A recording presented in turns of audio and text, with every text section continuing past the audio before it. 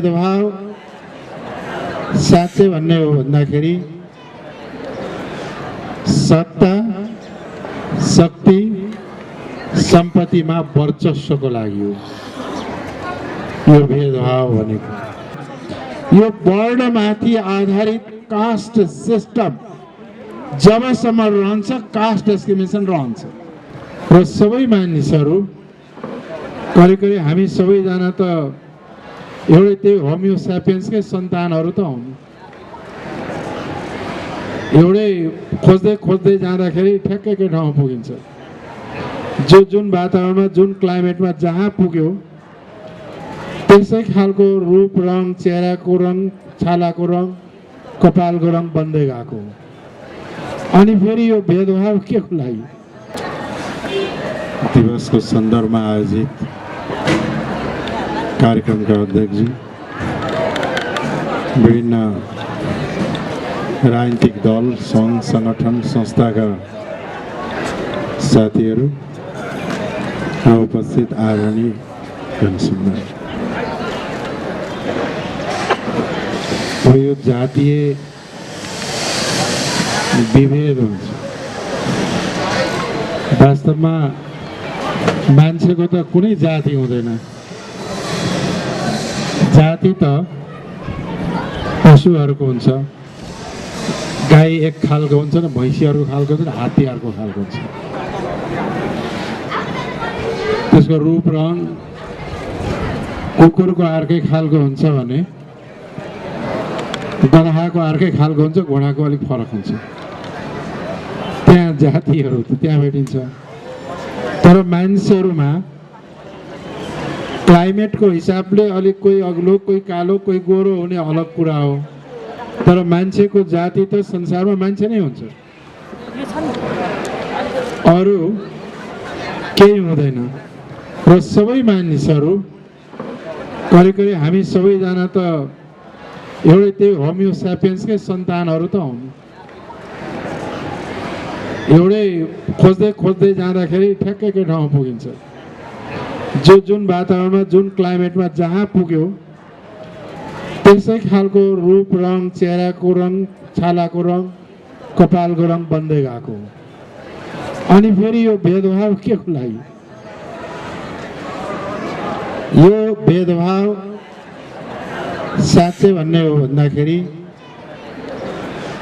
सत्ता शक्ति सम्पत्तिमा वर्चस्वको लागि हो यो भेदभाव भनेको।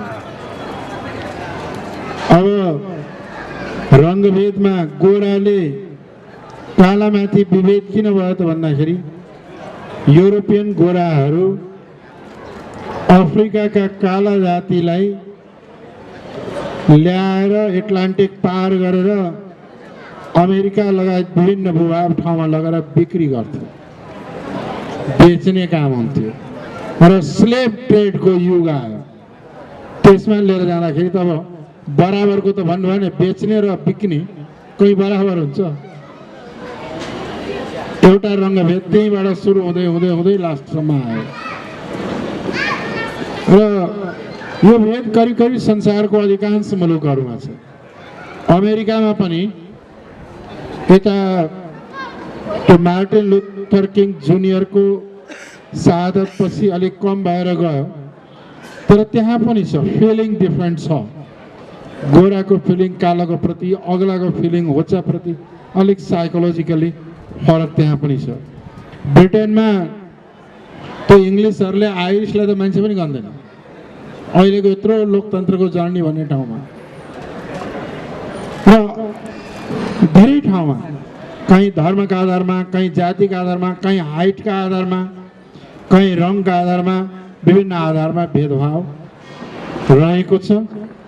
र पछि हुँदै हुँदै जाँदाखेरि जुन रेस या जुन जाति या जुन एथनिक ग्रुप पावरबाट वञ्चित भए, शक्तिबाट च्युत भए र आर्थिक रूपले कमजोर भएर गए, तिनलाई तल्लो दर्जा बनाउँदै माथिकाले आफूलाई बलियो बनाउँदै र एक किसिमको शोषण, जातीय शोषण र उत्पीडनको रूपमा त्यो विकास भएको।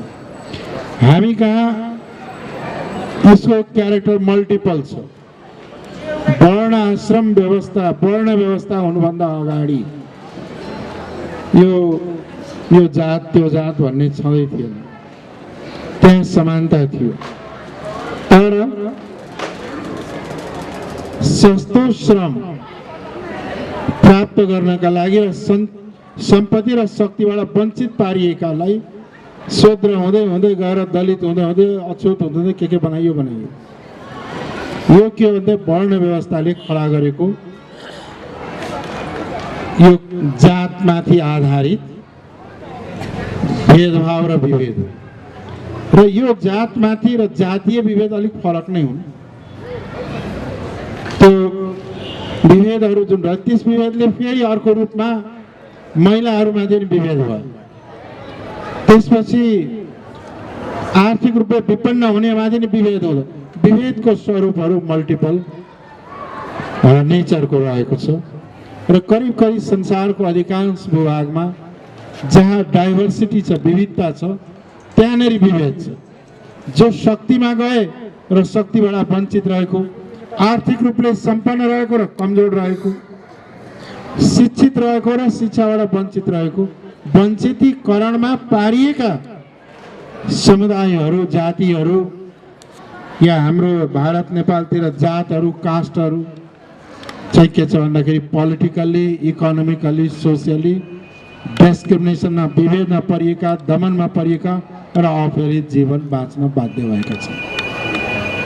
र त्यसलाई समाप्त पार्नु पर्दछ। यो खाली राजनीतिक पार्टीले भाषण गरिदिएर हुनेवाला होइन। कानुन बनाएर पनि पार लाग्दैन, संविधानमा लेखेर पनि पार लाग्दैन। यसको लागि चाहिँ के भन्दाखेरि एउटा सोसियल रेभोल्युसनै चाहिन्छ, सोसियल मुभमेन्ट चाहिन्छ र सोसियल मुभमेन्ट थ्रु चाहिँ के भन्दाखेरि यसलाई न्यूनीकरण गर्दै गर्दै जानुपर्छ।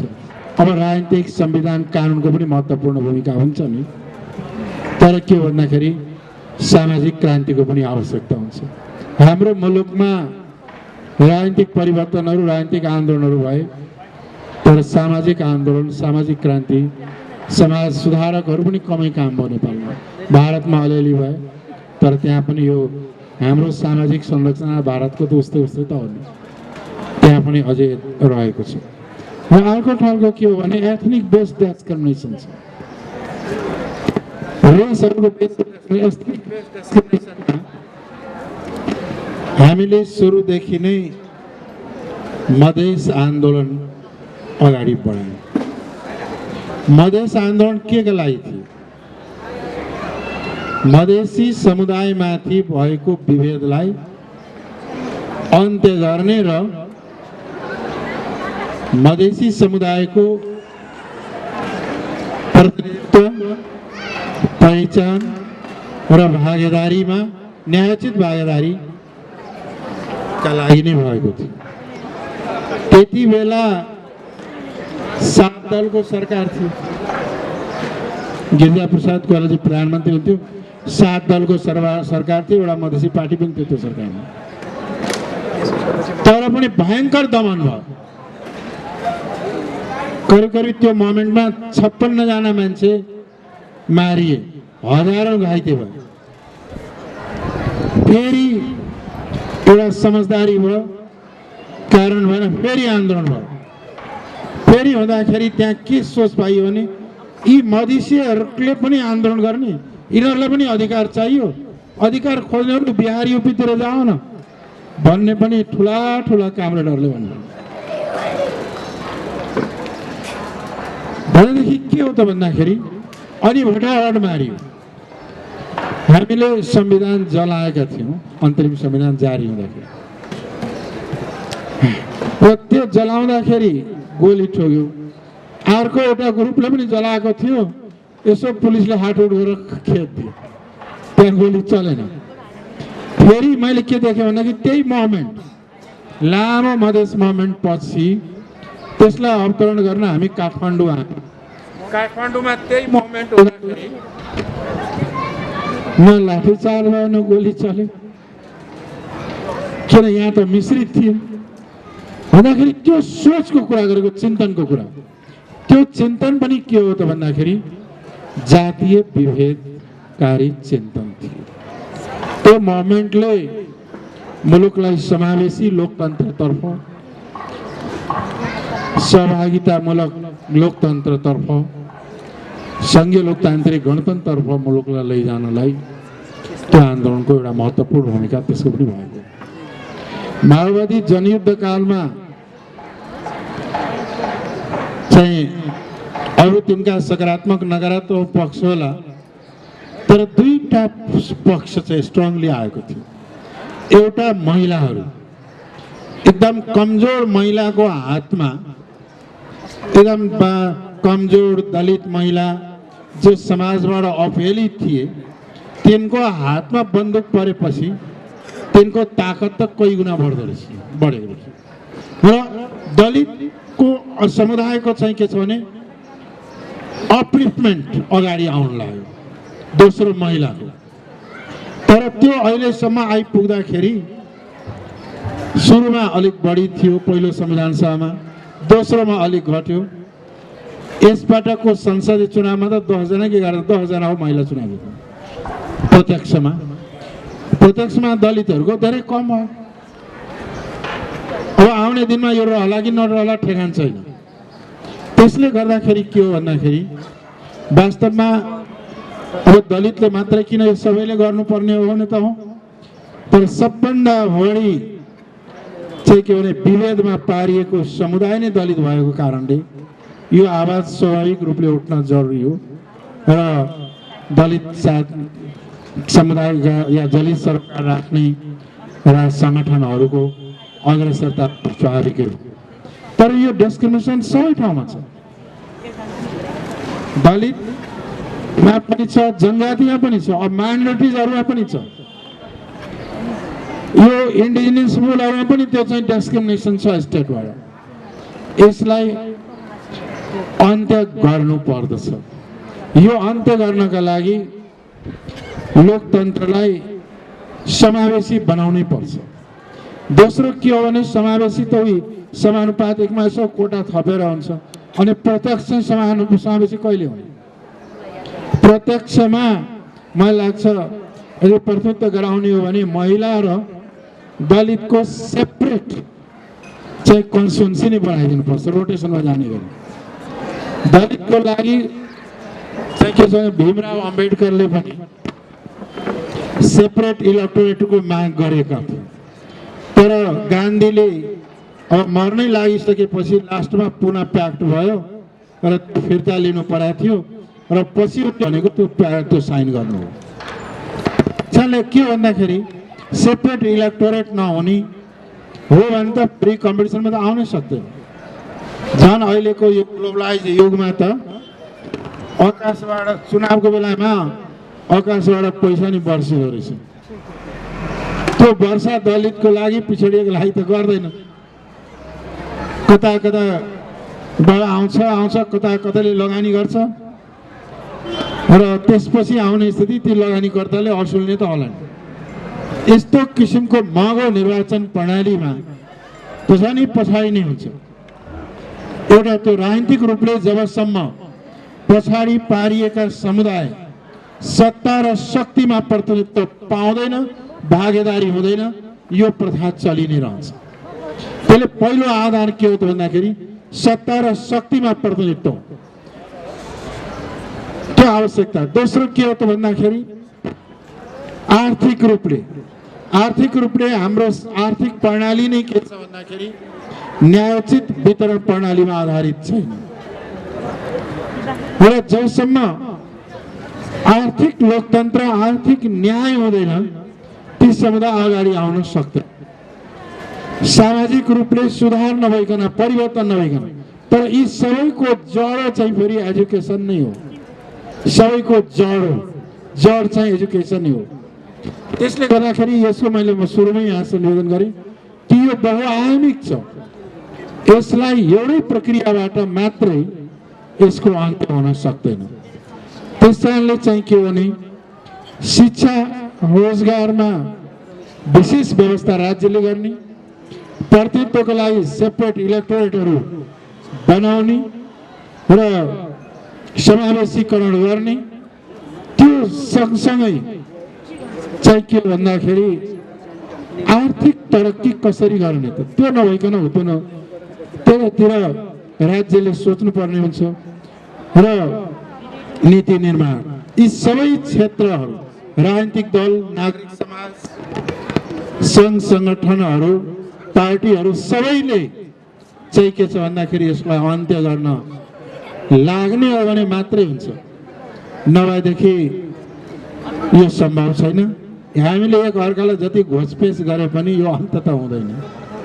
त्यसले गर्दाखेरि यसको लागि चाहिँ घोषपेस भन्दा पनि युनाइटेडली एफोर्ट लगाउने र त्यो स्ट्रगललाई अगाडि बढाउँदै जाने हो भने त्यो अचिभ गर्न सकिन्छ र समतामूलक समाज निर्माण हामी गर्न सक्छौँ। कठिन छ तर असम्भव छैन। र यो जातपातको आधारमा हुने विभेद त यो वर्ण आश्रम व्यवस्था फेरि अलिअलि फरक पनि हो। यो वर्णमाथि आधारित कास्ट सिस्टम जबसम्म रहन्छ कास्ट डिस्क्रिमिनेसन रहन्छ र यसलाई जब उखालेर फालेर अनि मात्रै चाहिँ कि यो जब अन्त्य हुन्छ यसको, त्यो अन्त्य के भन्दाखेरि चेतनाले नै हुने हो पछि। र जब यो सामाजिक आन्दोलन नै गर्नु, जब यो अन्त्य भइसकेपछि यो जातपातमा आधारित विभेद र असमानताको स्वतः अन्त्य भएर जान्छ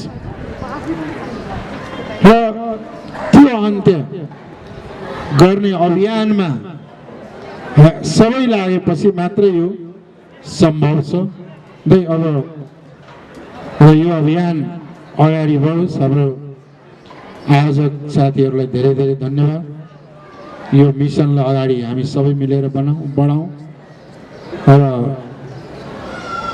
यो सबै खालको डिस्क्रिमिनेसनहरू, चाहे त्यो कास्ट बेस्ड होस् या रेसको बेसमा होस्, चाहे त्यो रिलिजनको बेसमा होस्, चाहे ल्याङ्ग्वेजको बेसमा होस्, चाहे अन्य कुनै पनि बेसमा होस्, एउटा मानव समुदायद्वारा अर्को समुदायमाथि, एउटा जातिवादद्वारा अर्को जातिमाथि, एउटा धार्मिक समुदायबाट अर्को माथि, एउटाले अर्को माथि हुने विभेद असमानतालाई अन्त्य गर्ने, त्यसलाई उन्मूलनै गर्ने दिशातर्फ अगाडि बढौँ। ईश्वरका साथ यहाँहरू छु। हस्त धन्यवाद।